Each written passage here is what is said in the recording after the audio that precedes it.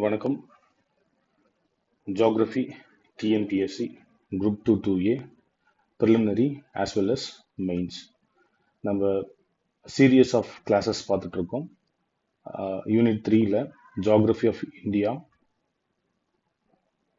First location அப்படின்றது பார்த்துருப்போம். அதுக்கப்புறம் ஃபிசிக்கல் ஃபீச்சர்ஸ் ஆஃப் இந்தியா, இந்தியாவின் இயற்கை அமைவுகள் அப்படின்றது பார்த்தோம். இந்த ஃபிசிக்கல் ஃபீச்சர்ஸ் அப்படின்றது மொத்தமாக 6 ஃபிசிக்கல் ஃபீச்சர்ஸ் இருக்கும், ரைட்? அதில் first one is Himalayas. So Himalayas நம்ம ஏற்கனவே series of classes, online classes and video ரெண்டுலையுமே கம்ப்ளீட் பண்ணியிருப்போம். Second one is the great northern plain. So வட பெரும் சமவெளி அப்படின்னு சொல்லப்படுறது. இந்த கிரேட் நார்தர்ன் பிளெயினில் லாஸ்ட் வீடியோவில் இன்ட்ரொடக்ஷன் பார்த்துருப்போம், அறிமுகம். ஸோ கிரேட் நார்தர்ன் பிளெயின் அப்படின்றது எங்கே இருக்குது, அது எவ்வளோ சதுர கிலோமீட்டர் பரப்பளவு கொண்டது, எத்தனை ஸ்டேட்ஸில் ஸ்ப்ரெட் ஆகிருக்கு, இதெல்லாம் பார்த்துருப்போம். இப்போ இந்த கிரேட் நார்தர்ன் பிளெயினோட அடுத்த வீடியோ கண்டினியூட்டி. ஸோ இதில் நம்ம என்ன பார்க்குறோம் அப்படின்னா, அந்த கிரேட் நார்தர்ன் பிளெயின் நமக்கு எல்லாருக்குமே தெரியும். ஸோ இந்தியாவோட வடக்கு பகுதியில் மிக பெரிய சமதளமான ஒரு நிலப்பரப்பு. It mainly consist of sediments deposited by Himalayan rivers. இமயமலை நதிகள் படிய வைத்து உருவாக்கப்பட்ட ஒரு பகுதி தான். அப்போ ஹிமாலயஸ்ல இருந்து வர இந்த main river, say for example river Ganga, அதுக்கப்புறம் கங்காவோட ஒரு துணையாறு ட்ரிபியூட்டரி அப்படின்னு சொல்ற யமுனா, அண்ட் தென் சிந்து நதியோட துணையாறுகள்னு சொல்ற ஜீலம், செனாப், ராவி, பீஸ் அண்ட் சட்லஜ். ஸோ இந்த நதிகள் எல்லாமே சேர்ந்து உருவாக்குன இந்த பெரிய மணற்பரப்பு தான் த கிரேட் நார்தர்ன் பிளெயின், வட பெரும் சமவெளி அப்படின்னு சொல்றது. அப் டு அஸ்ஸாம் வர கூட இருக்கும். அஸ்ஸாமை பொறுத்த வரைக்கும் எந்த ரிவர் டெபாசிட் பண்ணும்? It is the Brahmaputra river. Brahmaputra river இப்படியே வரும்போது, ஸோ ஆன்வே வரும்போது எராட் பண்ணி கொண்டு வர செடிமெண்ட்ஸை இங்கே டெபாசிட் பண்ணி அஸ்ஸாம்லேயும் கொஞ்சம் இந்த கிரேட் நார்தர்ன் பிளெயின் இருக்கும். பட் நார்தர்ன் பிளெயின் அப்படின்னு வரும்போது அஸ்ஸாம் இன்க்ளூட் பண்ண மாட்டாங்க, ஏன்னா அது நார்த் ஈஸ்ட் இந்தியாவோட ஒரு பார்ட் அப்படின்றதால. ஸோ நார்தர்ன் பிளெயின் பொறுத்த வரைக்கும் இதுதான், அந்த 7 இந்தியன் ஸ்டேட்ஸ்ல இது என்னவாகும், ஸ்ப்ரெட் ஆகி இருக்கும் அப்படின்றது. ஸோ இதுல இந்த நார்தர்ன் பிளெயின்ல நமக்கு தெரியும் இது எல்லாமே என்னது, டெபாசிட்ஸ் தான், ரைட்? இந்த டெபாசிட்ஸ் எப்படி இருக்கும் அப்படின்றத நமக்கு ஒரு வேர்ட்ல சொல்றாங்க. ஸோ அந்த வேர்டு என்ன அப்படின்னு பார்ப்போம். இந்த டெபாசிட்ஸ் பொறுத்த வரைக்கும் இங்கிலீஷ்ல homogeneous surface with an imperceptible land அப்படின்னு சொல்றாங்க. இந்த நார்தர்ன் பிளேன் எப்படி இருக்கும் அப்படின்னா ஹோமோஜினஸ் சர்ஃபேஸ் தான், ரைட்? ஹோமோஜினஸ் சர்ஃபேஸ் அப்படின்னா தமிழோட மீனிங் ஒரே சீரான சமதள பரப்பு அப்படின்னு சொல்லுவாங்க. ஸோ இந்த மாதிரி கீ டேர்ம்ஸ் வச்சு நம்ம கொஸ்டின் கேட்கலாம், அதனால சொல்றோம் ஹோமோஜினஸ் சர்ஃபேஸ் அப்படின்னா ஒரே சீரான சமதள பரப்பு அப்படின்னு சொல்லப்படுறது. அடுத்தது இன்னொரு பாயிண்ட் என்ன சொல்றாங்கன்னா வித் அன் இம்பர்செப்டிபிள் லேண்ட் அப்படின்னு சொல்றாங்க. அதாவது இங்க இருக்கிறது எப்படி இருக்கும், மேடு பள்ளமா இருக்கும்,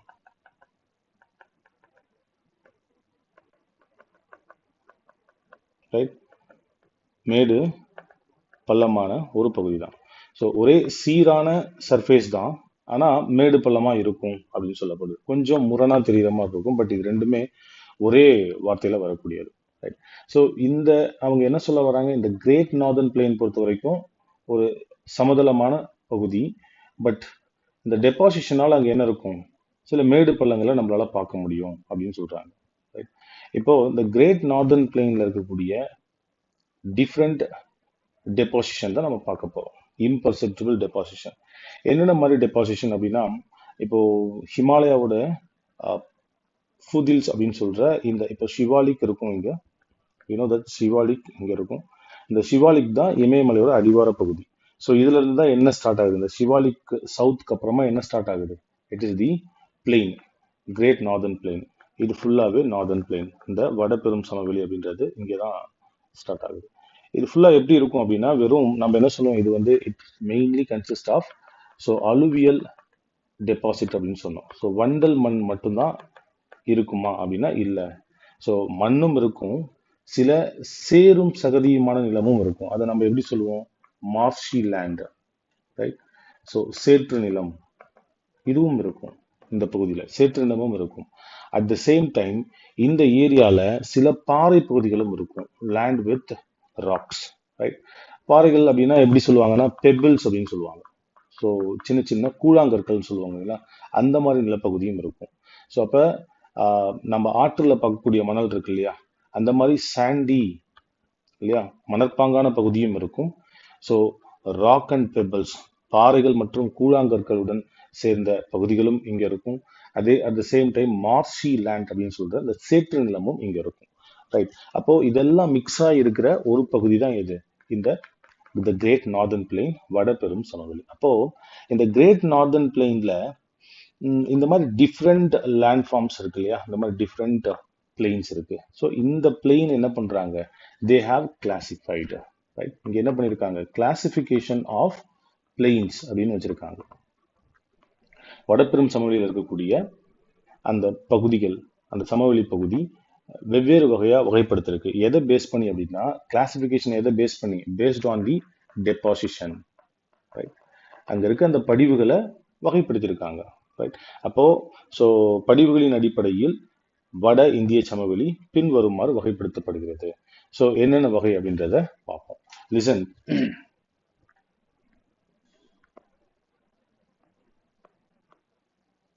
ரைட். ஸோ அந்த வகைகள் பார்த்துருவோம். First one, classification of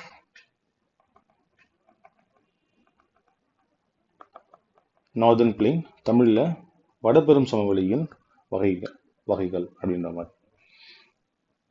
first one, Babur plain, தமிழ்ல பாபர் சமவெளி. செகண்ட் ஒன், தராய் ட்ராக்ட் அப்படின்னு சொல்லுவோம், தமிழ்ல தராய் மண்டலம் அப்படின்னு சொல்லப்படுறது. தேர்ட் ஒன், பாங்கர் பிளெயின்,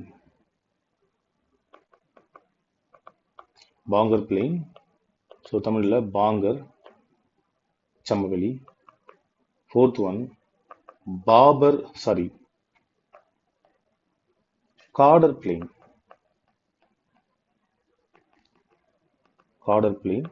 தமிழ்ல காடர் சமவெளி அப்படின்னு சொல்லப்படுறது. லாஸ்ட் ஒன், டெல்டா பிளெயின் அப்படின்னு சொல்லப்படுறது. தமிழ்ல டெல்டா சமவெளி. ஸோ இது வெரி இம்பார்ட்டன்ட். ஸோ ஃபார் கொஸ்டின்ல கேட்கல, ஆனா இது கண்டிப்பா எப்ப வேணா டிஎன்பிஎஸ்சி எக்ஸாம்ஸ்ல கேட்கறதுக்கான சான்சஸ் இருக்கும். ஒரு கட்டத்துல டிஎன்பிஎஸ்சி எக்ஸாம்ஸ்ல ஸோ மேலோட்டமா இருக்கிற கொஸ்டின்ஸ் எல்லாம் எடுத்தாச்சு, இப்போ கொஞ்சம் டெப்தா போகும்னு வரும்போது டெஃபினட்டா இந்த மாதிரி கொஸ்டின்ஸ் பார்க்கலாம், ரைட். இந்த கிரேட் நார்தர்ன் பிளெயின்ல என்னென்னலாம் இருக்கு, பாபர் பிளெயின், பாபர் சமவெளி, தராய் ட்ராக்ட், தராய் மண்டலம், பாங்கர் பிளெயின், அதுக்கப்புறம் Kadar, and then delta plain அப்படின்றது. சி, இப்போ ஒரு இமேஜ் வந்து உங்களுக்கு ஸ்கிரீன்ல தெரியும், அந்த இமேஜ் கொஞ்சம் பாருங்க. சி,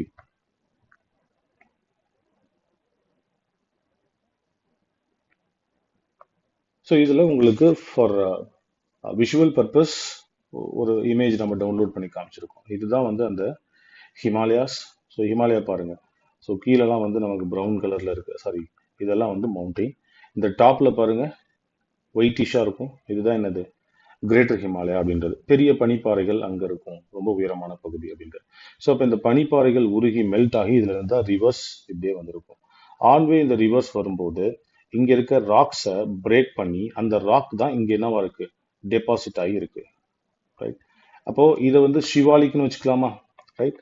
ஷிவாலிக் மவுண்டைன் ரேஞ்ச், இமயமலையோட நம்ம பார்த்தோம், இமயமலையோட தென்கோடி சரிவு என்னது, சிவாலிக் மலை சரிவு தான். ஸோ அப்போ அந்த ஷிவாலிக் ரேஞ்ச் தான் நம்ம இங்க இமேஜ்ல பார்க்கறதா நீங்க இமேஜினேஷன் பண்ணிக்கணும். So that it is easy to understand. இல்லை அப்படின்னா கற்பனை பண்ணாம ஒரு விஷயத்த படிச்சீங்க அப்படின்னா டெஃபினட்டா உங்களால கத்துக்க முடியாது. சி, அப்போ நம்ம இங்க சொல்லியிருக்க இந்த ஷிவாலிக் தான் இதுன்னு வச்சுக்கோங்க, ரைட். அப்போ ஷிவாலிக்கு இமிடியேட்டா என்ன இருக்கு, இந்த மாதிரி பாறைகள் ஆன பகுதி இருக்கு, அந்த பாறைகளால் ஆன பகுதி தான் இது பாபர் சமவெளி, ரைட். இப்போ பாபர் சமவெளி எப்படி இருக்கும், ஃபுல்லாவே ராக்ஸ் அப்படின்ற மாதிரி தான் இருக்கும். நீங்க நிறைய பேர் வந்து நீர்வீழ்ச்சி, வாட்டர் ஃபால்ஸ்க்கு குளிக்க போயிருப்பீங்க, அந்த வாட்டர் ஃபால்ஸ்ல இருந்து தண்ணி கொட்டுற இடம் இருக்கு பாத்தீங்களா, அங்க நிறைய பாறைகள் தான் இருக்கும். ஸோ அந்த வாட்டர் ஃபால்ஸ் அப்படின்றது என்னது அந்த வாட்டர் ஃபால்ஸ் கொட்டுற அந்த இடம் இருக்கு பாருங்க, பாறைகளோட பெரிய பெரிய மரங்களோட இருக்கக்கூடிய அந்த பகுதி தான் என்னது, ஒரு பாபர் அப்படின்றத இமேஜின் பண்ணிக்கணும். இது நம்ம ஊர்ல நாம இங்க தமிழ்நாட்டுல இங்க போற இடத்துல இருக்கும். பட் நாம இங்க இந்த பாபர் பிளெயின் எங்க சொல்றோம், ஹிமாலயாவோட சதன் மோஸ்ட் ரேஞ்ச், சிவாலிக்கோட சதன் பார்ட்ல இருக்கிறது தான் பாபர். அது எப்படி இருக்கும், ஸோ ராக்ஸோட இருக்கும் அப்படின்னு சொல்றாங்க. அப்போ இங்க அக்ரிகல்ச்சர் பண்ண முடியுமா, டெஃபினட்டா பண்ண முடியாது. அடுத்தது, ஸோ அந்த பாபருக்கு அடுத்தது என்ன இருக்கும், தராய் அப்படின்ற பகுதி இருக்கும். இந்த தராய் எப்படிப்பட்டது அப்படின்னு பார்த்தீங்கன்னா, ஸோ இது ஒரு மார்ஷி லேண்ட், சேரும் சகதியுமாக இருக்கக்கூடிய ஒரு பகுதி, சேற்று நிலம் அப்படின்னு சொல்லலாம். தமிழ்ல இன்னொரு மீனிங் சொல்லணும் அப்படின்னா சதுப்பு நிலம் அப்படின்னு சொல்லலாம். ரைட், நல்ல சேரும் சகதியுமா இருக்கிற பகுதி. இங்க நிறைய வனவிலங்குகள், வைல்ட் லைஃப் இருக்கும். ஏன்னா நல்லா சேரும் சகதியுமா இருக்கிறதால இங்க இங்க ட்ரீ கவர்ஸ் பார்க்கலாம், கொஞ்சம் வெஜிடேஷன் இருக்கும். அப்போ இங்க வனவிலங்குகளும் நிறைய காணப்படும் அப்படின்னு சொல்லுவாங்க. அதுக்கப்புறம் பார்த்தீங்கன்னா ரெண்டு இருக்கும், ஒரு நதி, அந்த நதிக்கு பக்கத்துல இருக்கக்கூடிய ரெண்டு பகுதிகள். ஸோ நதியோட ஒட்டி இருக்கிற பகுதி, இதுக்கு பேர் என்ன சொல்றாங்க, காடர் அப்படின்னு சொல்றாங்க. ரைட், இது காடர் பிளெயின். அதுல இருந்து கொஞ்சம் டிஸ்டன்ஸ்ல இருக்கிறது என்னது, பாங்கர் பிளெயின் அப்படின்னு சொல்றாங்க. ரைட், இந்த இமேஜ் நான் உங்களுக்கு குரூப்ல ஷேர் பண்றேன், இதை சேவ் பண்ணி வச்சுக்கோங்க. ஜஸ்ட் இது ஐடியா பர்பஸ்க்காக தான். பட் நாம மேப்ல ரெகுலரா பார்ப்போம் இந்த பிளெயின்ஸ் எல்லாம் எங்க இருக்கும் அப்படின்றது நான் சொல்றேன். லிசன், இப்போ இந்த 5 பிளெயின்ஸ் பார்ப்போம். ரைட்,